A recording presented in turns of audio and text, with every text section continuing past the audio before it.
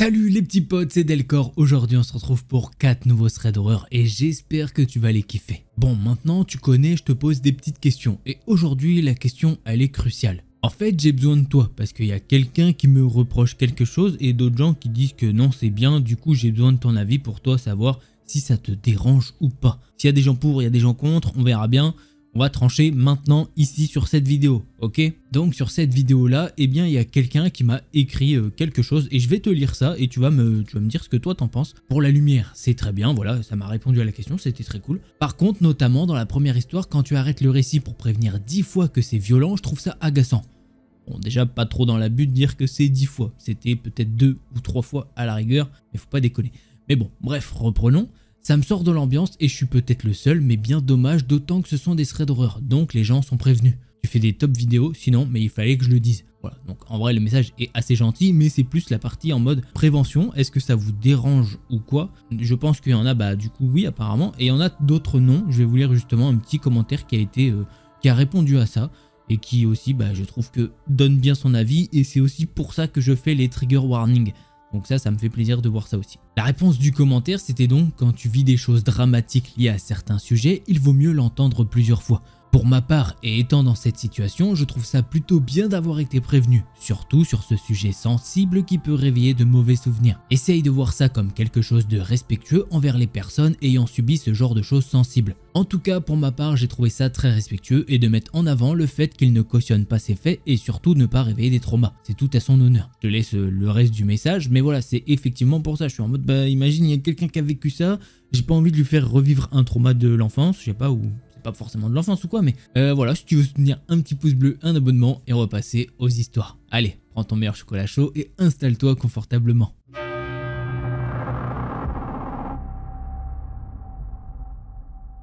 Il y a 2 ans, quand j'avais 16 ans, j'allais passer régulièrement mes week-ends chez ma grand-mère, pour la voir, mais aussi pour voir mon ex-copain qui habitait tout près de chez elle. Ma grand-mère habite dans un petit village, elle a une grande maison, mais surtout un grand jardin. Cette maison a des portes et fenêtres un peu partout autour de la maison qui sont toutes vitrées.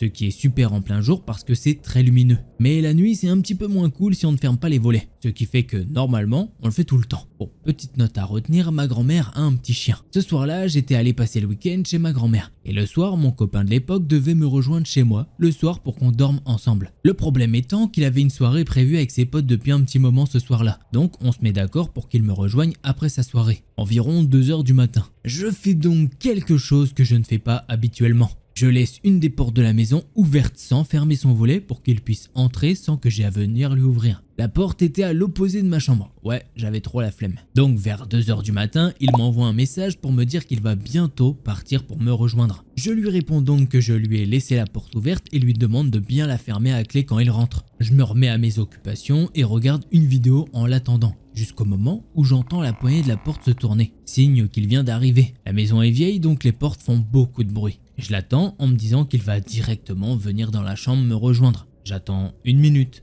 5 minutes et j'ai toujours aucun signe de mon copain. Je me dis alors que j'ai dû rêver et que le bruit de porte que j'ai cru entendre venait de la vidéo que je regardais. Mais dans le doute, je vais vérifier. Quand je sors de ma chambre et que je regarde dans la maison, il n'y a personne. Alors je me dis que j'avais raison et que j'avais bien halluciné. Mais mon regard se pose sur le chien de ma grand-mère qui n'est pas du tout en train de dormir à sa place habituelle. Mais il est devant la porte que j'ai laissée ouverte et il la fixe. Je réalise alors que j'étais pas folle et que si le chien regarde fixement à travers la porte, c'est qu'il y a bien quelqu'un qui était là. Alors je cherche pas à comprendre plus. Je verrouille la porte sans regarder à travers par peur de ce que je pourrais voir. Mais au moment de retourner dans ma chambre, je me dis « Attends, si j'ai bien entendu la porte s'ouvrir et que je viens de verrouiller la porte, ça veut dire qu'il y a potentiellement quelqu'un avec moi dans la maison. » À ce moment-là, je sais pas comment j'ai eu le courage de faire ça, mais je me mets à vérifier chaque pièce de la maison une par une. Soulagement pour moi, il n'y a personne. J'appelle alors mon copain parce que malgré ça, je me suis pris un bon coup de stress. Et je lui demande où il est. Et je lui dis aussi de faire attention quand il arrive, parce qu'il y a potentiellement quelqu'un dans le jardin. Ce à quoi il me répond que c'est sûrement un animal et il me dit de ne pas m'inquiéter. Il arrive. Lorsqu'il arrive, je vais lui ouvrir. Et plus rien de cette histoire jusqu'à plusieurs mois après. Là, il m'avoue ne pas me l'avoir dit sur le moment, parce qu'il ne voulait pas m'inquiéter. Mais en arrivant chez moi, il a vu quelqu'un sortir du jardin en escaladant le portail. Mais la personne est allée tellement vite qu'il n'a pas eu le temps ni de l'interpeller, ni de le suivre pour savoir qui c'était. De plus, le lendemain matin de l'histoire, on avait retrouvé une dizaine de mégots de cigarettes dans le jardin alors qu'aucun de nous ne fumait. Bref, je n'aurai jamais la suite de cette histoire et je me demande encore aujourd'hui qui était cette personne. Alors là, je peux pas te dire, hein, clairement j'ai pas la solution. Le mec qui veut pas forcément cambrioler, il vient pas faire de choses bizarres avec la fille qui nous raconte le thread, tant mieux. On sait pas, il vient, il se fume une petite clope, peut-être qu'il a pris un truc dans le frigo, je sais pas, le mec avait juste une petite dalle, peut-être que le mec était un peu non, on peut pas dire les mots, c'est rien sur YouTube. Bref, il était sous machin. Donc ouais, non, je sais pas. Vraiment, c'est effrayant à vivre, hein. T'imagines, là je te le dis ça, tu te dis oh c'est vrai, c'est pas trop rien passé, mais sur le coup t'imagines, t'entends la porte s'ouvrir, tu dis c'est pas bon signe. Donc non, bah voilà, tant mieux, il s'est rien passé de plus, on va passer au prochain thread d'horreur.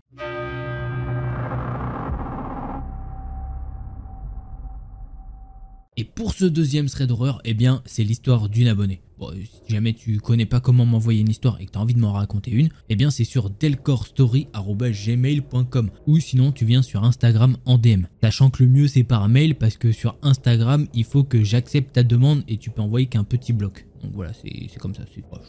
Petite préférence pour le mail, c'est mieux, tu peux tout envoyer d'un coup. Mais bon, après tu fais ce que tu veux. Voilà. Salut Delcor, j'espère que tu vas bien. Et oui, je vais bien, merci, ça fait plaisir de demander. Bah, j'espère que tu vas bien et que vous allez bien au global. Ça fait un moment que je pense à t'envoyer mon témoignage. Je crois que je la verrai bien sur ta chaîne. Excuse-moi s'il y a des mots ou des propos que j'utilise que tu ne comprends pas trop. Je suis québécoise, mais j'essaierai de faire de mon mieux. Mon histoire date d'il y a longtemps. J'étais encore toute petite. J'avais environ 9 ans. Mon père n'a pas fait partie de ma vie, donc j'ai toujours vécu avec ma mère, qui devait faire le rôle du père également. Ah tiens, c'est bizarre, ça me rappelle quelque chose, hein, quand le père il assume pas. Enfin bref, je dis ça, je dis rien.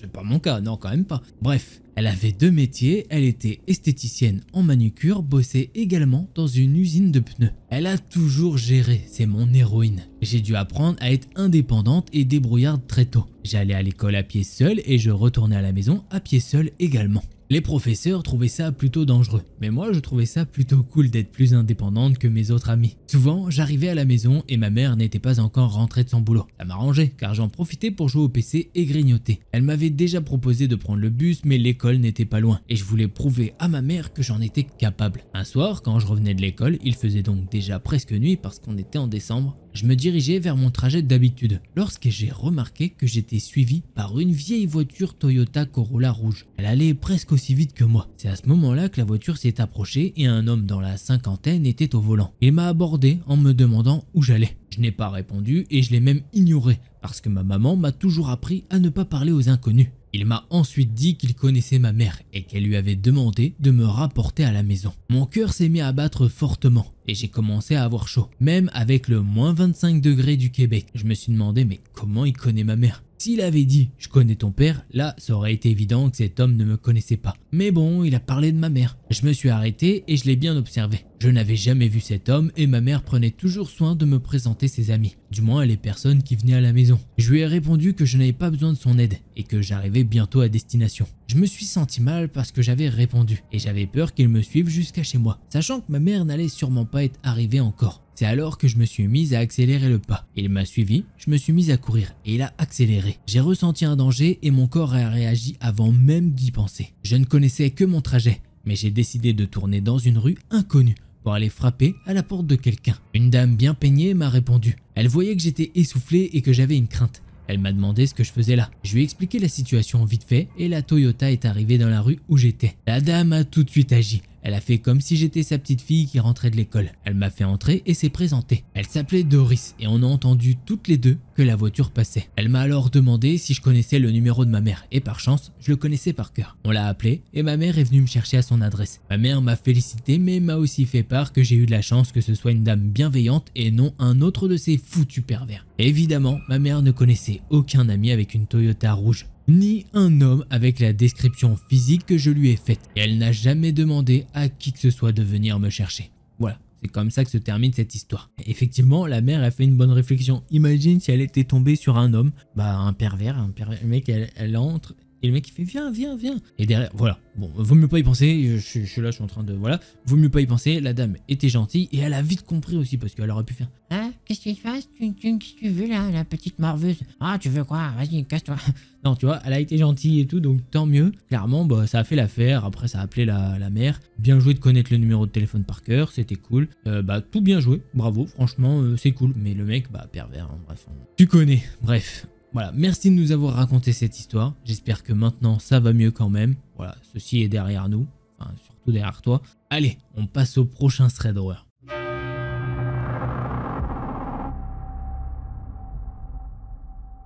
Pour ce troisième thread d'horreur, c'est également l'histoire d'une abonnée. Et ça fait trop plaisir. Ben, je vais te lire cette histoire et tu vas voir, c'est quelque chose. Voilà, je te le lis comme ça en entier. Yo Delcor, déjà je tenais à te dire que je kiffe tes vidéos. Je fais de la peinture donc je les mets en arrière-plan. Ça c'est trop bien. Là, quand vous faites des petites activités et que vous mettez mes histoires et tout, c'est trop bien. Genre, je kiffe, hop, tu fais ton petit truc. Bah là, c'est de la peinture en l'occurrence et c'est trop cool du coup. D'ailleurs, les longs contenus sont vraiment cool. Je préfère quand il y a plusieurs histoires, donc continue comme ça. J'ai eu quelques histoires vraiment flippantes. J'ai vraiment hésité pendant longtemps à te les poster parce que je ne trouvais pas vraiment intéressant. Et puis au final, j'ai décidé de le faire. Libre à toi de les raconter ou pas. Et bah si c'est dans la vidéo, c'est que pour le coup bah ça mérite d'y être. Voilà. Parfois malheureusement, bon je peux pas prendre toutes les histoires, hein, j'avoue des fois. Je suis en mode bah c'est trop court, des fois j'ai 2 lignes et je suis en mode il m'est arrivé ça. Bah oui ok mais je peux pas développer l'histoire si tu me dis je sais pas comment dire mais des fois c'est vraiment il y en a ils m'ont déjà raconté 2 lignes et je peux pas faire grand chose. Je suis désolé hein, mais faut plus que 2 lignes pour qu'on puisse s'imaginer l'histoire quoi.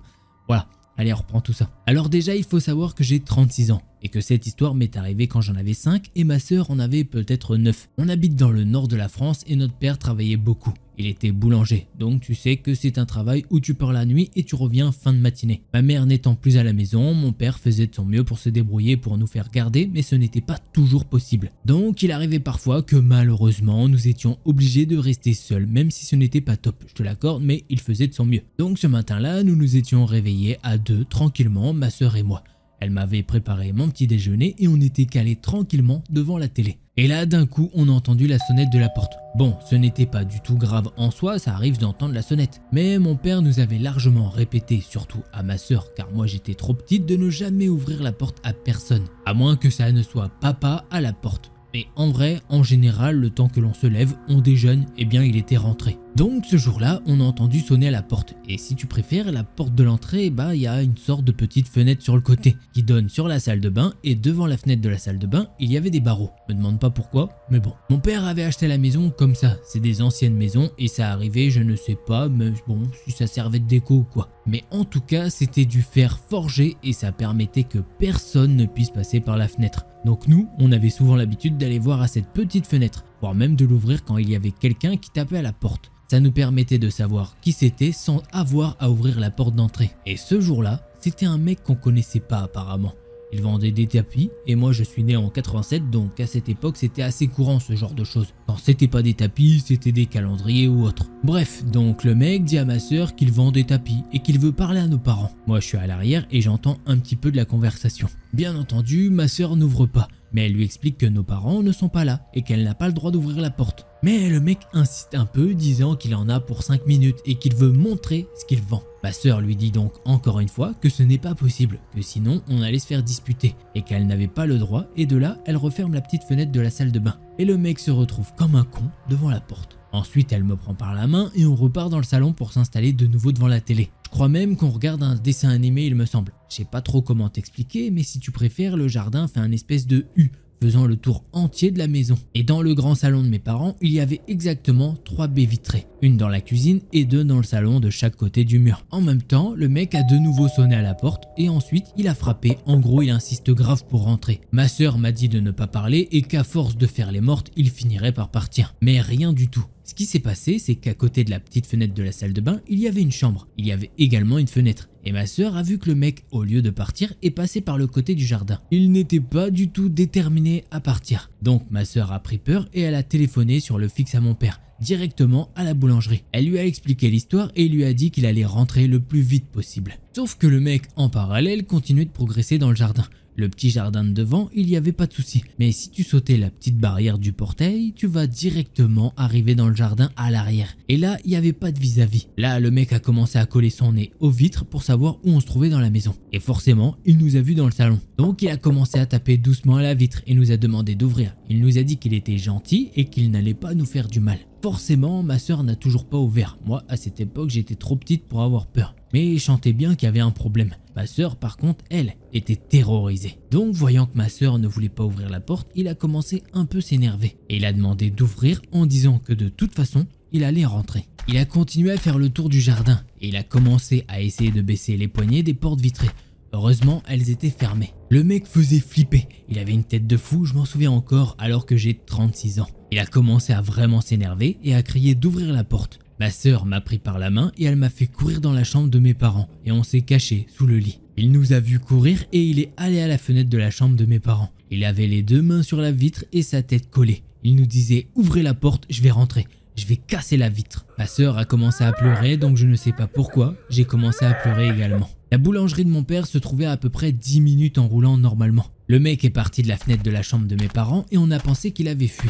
Mais non, rien du tout. Il continuait à essayer de trouver une porte d'entrée qui n'était pas fermée. Et il avait vu juste car une baie vitrée ne fermait plus. Elle avait été pétée par un cambrioleur quelques années auparavant. Elle tenait mais bon, c'était pas ouf. Le bois avait été fracturé, donc c'était pas top. Il a essayé toutes les baies vitrées et au moment où il a appuyé sur la poignée de la baie vitrée cassée, elle a commencé à s'ouvrir. Sauf qu'il y avait un énorme ficus devant avec un gros pot. Donc c'était assez lourd, on a juste entendu le pot se pousser. Et comme je t'ai dit, moi je ne comprenais pas trop. Mais ma sœur a hurlé. Elle a dû comprendre à ce moment-là que c'était mort. Il allait rentrer. Elle savait que s'il rentrait, il allait nous faire du mal. Mais on a eu l'énorme chance d'avoir entendu les cailloux de l'entrée. Car mon père se garait. Il allait rentrer enfin. On n'est jamais sorti d'en dessous du lit. Mais j'ai entendu mon père ouvrir en trombe et crier après nous pour savoir où on était. Le mec a vu mon père et il s'est barré. Il a sauté au-dessus de la clôture, d'ailleurs il s'est coupé car mon père a retrouvé du sang. Mon père est alors monté dans sa voiture et il est parti comme un fou pour essayer de le rattraper. Mais il est parti par l'arrière de la maison tandis que mon père était garé à l'avant de la maison. Donc il n'a jamais pu le retrouver. Pourtant il a continué à chercher pendant des semaines tellement il avait eu peur. Il pleurait, il nous a pris dans les bras, ma sœur pleurait énormément également. Donc voilà, je sais pas ce que ce mec nous aurait fait mais c'était certain que je pense que c'était une saloperie de... tu connais le mot. À partir du moment où on lui a dit qu'on était seul, il voulait absolument qu'on lui ouvre la porte. Alors voilà, je sais que vous allez penser que mon père n'aurait jamais dû nous laisser seuls, mais parfois il arrive des choses dans la vie, des drames en l'occurrence par rapport à ma mère et mon père s'est battu corps et âme en travaillant comme un acharné pour payer seul la maison qu'il venait d'acheter, tout en nous gardant, donc je vous demanderai de ne pas y mettre de jugement là-dessus. Il a fait vraiment de son mieux. La plupart du temps nous étions gardés par notre grand-mère, mais il s'est avéré que peut-être à ce moment-là ce n'était pas possible. Il ne pouvait pas non plus ne pas aller travailler, il prenait des dispositions dans la maison pour ne pas qu'il arrive de catastrophe. Fermer les portes, enfin bref, il faisait tout pour qu'aucun accident domestique n'arrive, mais je pense qu'il n'aurait jamais pensé à ça. C'est une des choses qui m'est arrivée quand j'étais petite malheureusement. J'ai enchaîné d'autres histoires tout aussi terrifiantes. J'ai pas eu une vie de tout repos, mais bon, je suis là, en vie et en bonne santé. Par contre, il est clair que je m'en rappellerai toute ma vie et ma sœur aussi. Et voilà, c'est comme ça que se termine cette histoire de fou. Effectivement, à l'époque, il y avait vendeur de tapis ou quoi. Mais bon, clairement, le mec, on lui dit non, on est seul, il veut rentrer. Absolument, comme un fou. Truc de fou. Et là, tu peux pas dire à la petite, ouais, d'avoir dit, ouais, on est seul à la maison, tu peux pas leur reprocher ça. Tu peux pas te dire ça parce que t'aurais dit quoi? Il fallait dire oui, que le père, il est en train de dormir. Non, c'est pas possible. 9 et 4 ans, c'est dur de dire, de penser à des trucs rationnels. Tu peux pas te dire, ouais, le mec, il a envie de rentrer chez nous pour faire des choses. Tu penses pas à ça à cet âge-là. Donc non, bah c'est sa faute à lui entièrement, le mec. Je sais pas, enfin on sait très bien ce qu'il veut faire, hein. Je pense qu'il n'y a pas de doute, hein. On va pas épiloguer là-dessus. Malheureusement, bah bravo, heureusement que le boulot n'était qu'à 10 minutes de voiture, clairement parce que sinon ça aurait pu être bien plus chaud, donc voilà. Heureusement ça se passe bien, on va pas penser au pire, donc voilà. J'espère que ça va mieux depuis, et on va passer au prochain thread d'horreur.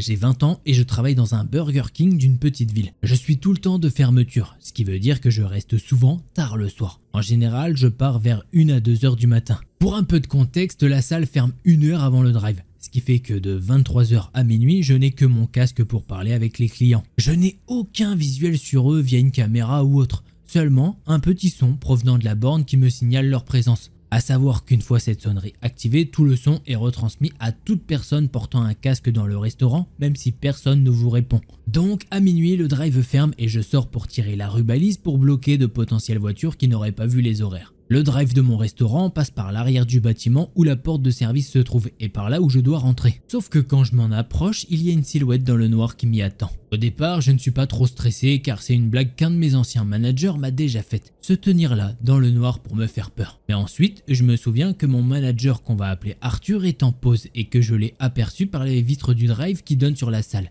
et qu'il n'a pas pu traverser le restaurant aussi rapidement. L'homme commence à avancer et vu que le drive n'est plus éclairé, je ne vois pas son visage. Le voyant se rapprocher de plus en plus, je décide de me reculer jusqu'aux fameuses vitres pour qu'Arthur me voie. Mais il est sur son portable et ne me remarque pas. Et l'homme est de plus en plus proche. Au final, je me souviens que je peux activer la borne en restant devant sans que la personne ne sache que mon manager entendra ce qui se passe. Donc je me place devant et j'entends sonner dans mon casque. Ce qui veut dire que désormais, Arthur m'entend si je ne bouge pas de devant le capteur. J'entends quelques secondes après la voix d'Arthur me demandant ce que je fabrique planté là, devant la borne, parce que ça l'a fait sonner. Et que franchement, c'est très agaçant. Après plusieurs autres secondes sans aucune réponse, j'entends la porte arrière du restaurant s'ouvrir et j'aperçois mon manager sortir avec la lampe de son portable. L'homme est désormais coincé entre nous deux. Il passe devant moi en hurlant, me pousse par terre et disparaît sur le parking. Environ 5 minutes plus tard, une voiture de la gendarmerie passe et toque à la porte principale du restaurant, alors que nous n'avons appelé personne d'autre que ma franchisée, Marie, pour savoir quoi faire et qu'elle m'avait dit d'attendre qu'elle arrive pour les appeler. Au final, il cherchait un adolescent qui s'était échappé du service pédiatrique de l'hôpital d'à côté. Marie est arrivée quelques minutes plus tard et leur donne l'accès aux caméras de surveillance. Au final, ils l'ont retrouvé à la gare quelques mètres plus loin. On a eu des nouvelles quelques jours après. L'explication finale, c'est qu'il m'a aperçu sortir et il s'est dit qu'il pourrait me voler mon téléphone portable, que je n'ai de toute façon pas le droit d'avoir sur moi quand je travaille. Il voulait appeler sa copine pour qu'elle vienne le chercher. Marie a refusé de me montrer les vidéos surveillance, mais elle m'a dit que j'avais eu beaucoup de chance ce soir-là. Les caméras sont à vision nocturne, donc on peut tout voir. C'est une frayeur qui m'est arrivée il y a un petit peu plus d'un mois. Et voilà, c'est comme ça que se termine ce thread d'horreur. Et j'imagine que si elle voulait pas qu'il voit des choses, c'est peut-être parce que le gars avait un couteau sur lui ou quoi, je pense. Enfin, si tu veux menacer quelqu'un, je pense que ouais, il avait un couteau ou peut-être une arme, enfin bref, quelque chose de fou. Voilà, donc l'histoire vraiment pas rassurante. Pour une fois chez un BK, parce que d'habitude c'est McDo, et ben là il y en a pour tout le monde. Voilà, ce sera BK. Est-ce qu'on aura un KFC ou quoi la prochaine fois? Je sais pas. Je crois que j'ai déjà eu, non? Je sais pas. Je sais plus si on a déjà eu. Ah, je sais plus. Ah, dommage. Bah, j'espère qu'on aura un petit peu. Voilà, Burger King, c'est fait maintenant. Donc, j'imagine que la PP, j'ai dû faire un truc Burger King et tout. Trop marrant. Enfin, bref, moi, j'adore faire les miniatures. Bref, je suis en train de vous raconter ma vie. Mais voilà, j'espère que vous avez kiffé ces histoires. Si c'est le cas, un petit pouce bleu et un abonnement. Si jamais tu veux plus de threads d'horreur, je t'invite à aller voir une de ces deux vidéos-là. Allez, c'était Delcor. En attendant la prochaine vidéo, portez-vous bien. Juste les petits potes.